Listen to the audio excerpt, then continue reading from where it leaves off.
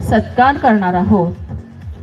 काही मोठं असं नाहीये, परंतु हे आपण कशासाठी करतो तर हे विद्यार्थी वर्षभर जिद्द चिकाटीने जे काही काम करतात आणि त्यातून त्यांनी जे यश मिळवलेलं आहे, यासाठी त्यांना या कार्यक्रमातून प्रोत्साहन मिळत असतं.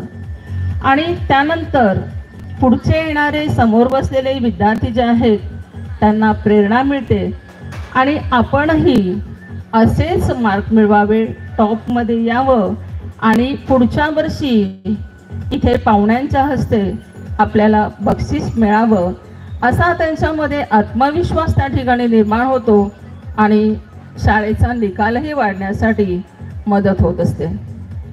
विद्यार्थी मित्रांनो, आपल्याला जीवनामध्ये जर यशस्वी व्हायचं असेल तर आपल्यामध्ये जिद्द असायला हवी, आपल्यामध्ये संयम असायला हवा, आपल्याकडे आत्मविश्वास असायला हवा. आणि हे जर सगळं आपल्याकडे असेल तर आपण आपल्या आयुष्यामध्ये सहजपणे यशस्वी होत असतो. आपण या कार्यक्रमाच्या निमित्ताने या ठिकाणी मी तुम्हाला आपण कसं जगावं हे आपल्याला शिकवणारं असा एक विचार या ठिकाणी मी मांडणार आहे. एकदा गणिताच्या शिक्षिकेने आपल्या वर्गामध्ये सर्व विद्यार्थ्यांना सांगितलं की आपलं नाव सोडून वर्गातल्या सर्व विद्यार्थ्यांची नावं 2 कागदांवर लिहायची आणि प्रत्येक विद्यार्थ्याच्या नावासमोर जागा सोडून द्यायची. सर्व विद्यार्थ्यांनी 2 कागदांवर आपल्या वर्गातल्या सगळ्या मुलांची नावं लिहिली आणि मग त्या गणिताच्या शिक्षकाने म्हटलं की तुमच्या वर्गातल्या मुलांमध्ये जो चांगला गुण आहे तो त्याच्या नावासमोर लिहायचा. पुढचा सगळा वेळ लिहिण्यामध्येच गेला. शनिवारी त्या शिक्षिकेने सर्व कागद एकत्र केले, प्रत्येक विद्यार्थ्याचा एक कागद तयार केला, त्याच्यावर त्याचं नाव लिहिलं आणि वर्गातल्या मुलांनी त्या विद्यार्थ्याबद्दल काय लिहिलेलं आहे हे सगळं त्याच्या नावासमोर लिहिलं. सोमवारी वर्गात आल्यानंतर त्यांनी प्रत्येक विद्यार्थ्याला तो कागद दिला. प्रत्येक विद्यार्थ्याने तो कागद वाचल्यानंतर क्षणभर वर्गामध्ये शांतता पसरली. सर्व विद्यार्थ्यांची चेहरे जे आहेत ते एकदम प्रसन्न वाटत होते. सगळेजण एकदम खुश.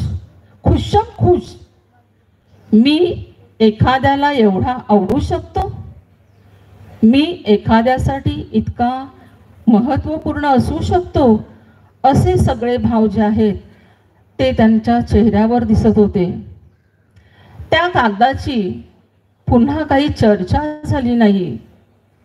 वर्गातल्या मुलांनी तास संपल्यानंतर त्याच्यावर चर्चा केली किंवा नाही, त्यांनी घरी गेल्यानंतर आपल्या पालकांना सांगितलं किंवा नाही, याची त्या शिक्षिकेला काही देणं घेणंही नव्हतं.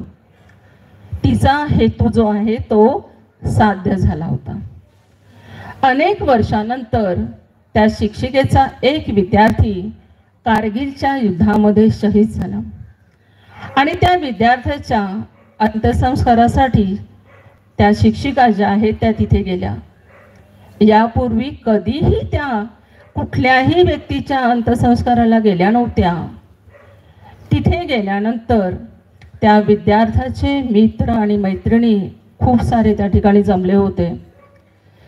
सर्व मित्र पुढे होऊन त्या विद्यार्थ्याचं अंत्यदर्शन घेत होते, त्याला प्रणाम करत होते आणि हळूहळू सर्व विद्यार्थी संपल्यानंतर या शिक्षिकाही गेल्या आणि आपल्या त्या विशेष विद्यार्थ्याचं त्या ठिकाणी अंत्यदर्शन घेतलं. थोडं बाजूला झाल्यानंतर एक सैनिक त्यांच्याजवळ आला आणि तो म्हणाला, तुम्ही संजयच्या गणिताच्या शिक्षिका होता का? त्या शिक्षिकेने जेव्हा होकार दिला तेव्हा तो म्हणाला, संजय नेहमी तुमच्याबद्दल खूप बोलत असायचा. थोड्या वेळाने अंत्यविधी